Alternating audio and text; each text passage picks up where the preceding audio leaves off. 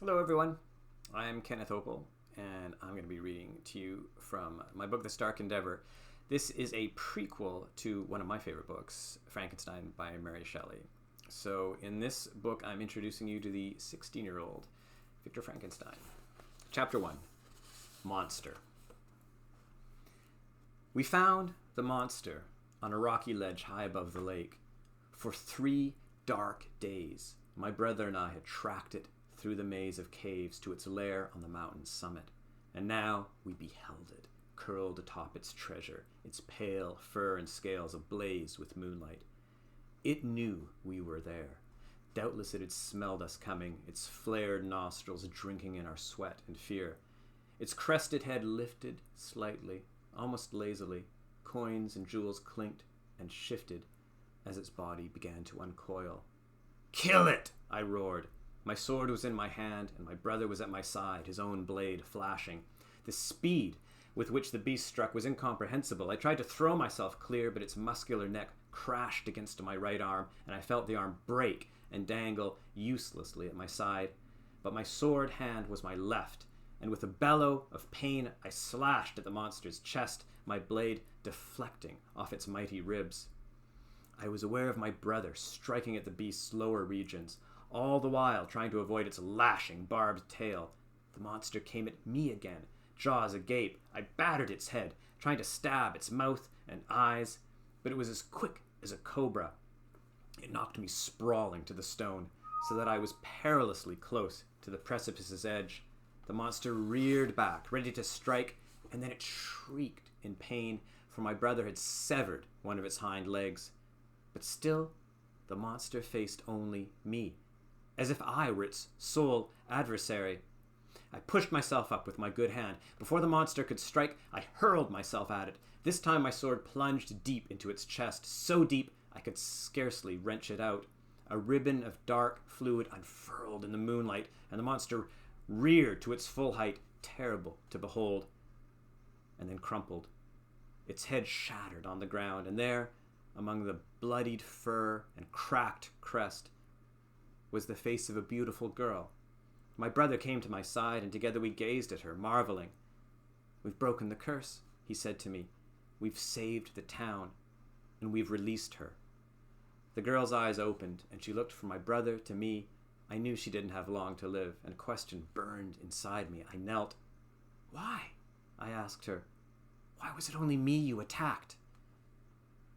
"Because it is you," she whispered, "who is the real monster." And with that, she died, leaving me more shaken than I could describe. I staggered back. My brother could not have heard her words. They were spoken so softly, and when he asked me what she'd said, I shook my head. "Your arm," he said with concern, steadying me. "It will heal." I turned my gaze to the pile of treasure. "We have more than can ever be spent," my brother murmured. I looked at him. "The treasure is mine alone." He stared back in astonishment, this brother of mine, who looked so much like me. We might have been the same person, and indeed we were, for we were identical twins. "What do you mean?" he said.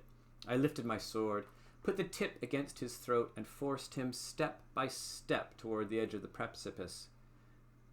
"Why should we not share this?" he demanded, "as we've shared everything else equally?" I laughed then at the lie of it. "No twins are ever completely equal," I said. "Though we're of one body, we are not equal, brother, for you were born the sooner by 2 minutes. Even in our mother's womb you stole from me.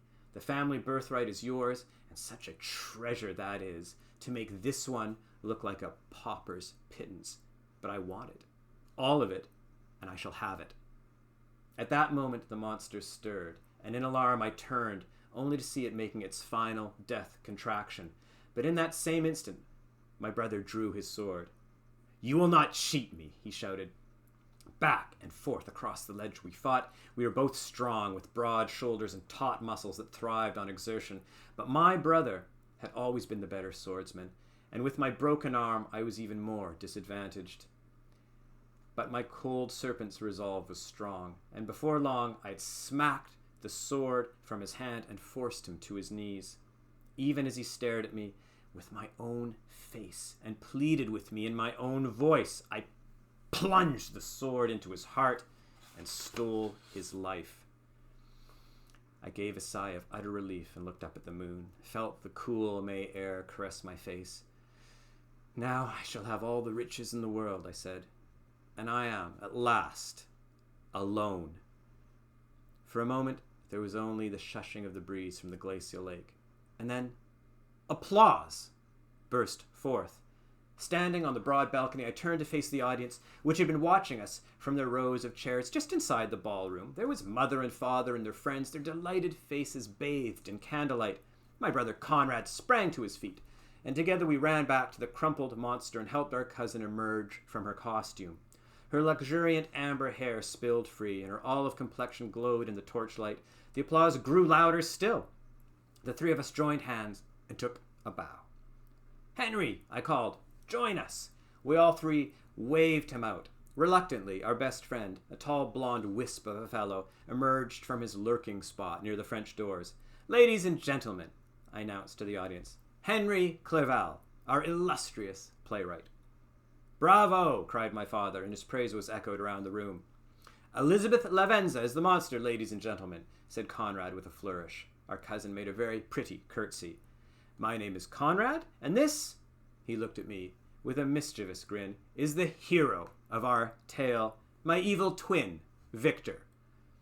And now everyone was rising to their feet to give us a standing ovation. The applause was intoxicating. Impulsively, I jumped up onto the stone balustrade to take another bow and reached out my hand for Conrad to join me. "Victor!" I heard my mother call. "Come down from there at once." I ignored her.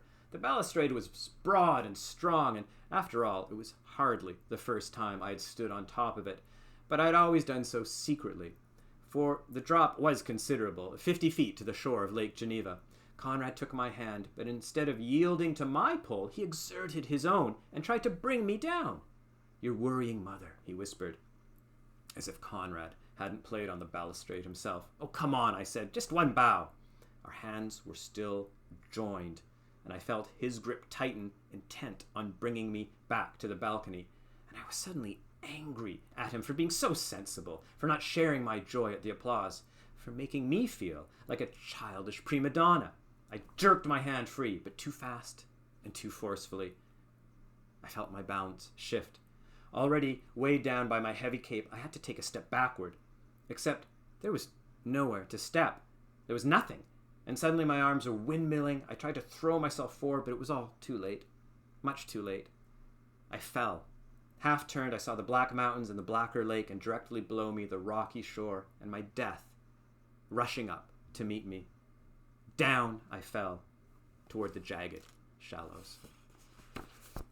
That's the first little bit. This Dark Endeavour, the teenage years of Victor Frankenstein. Hope you enjoyed that.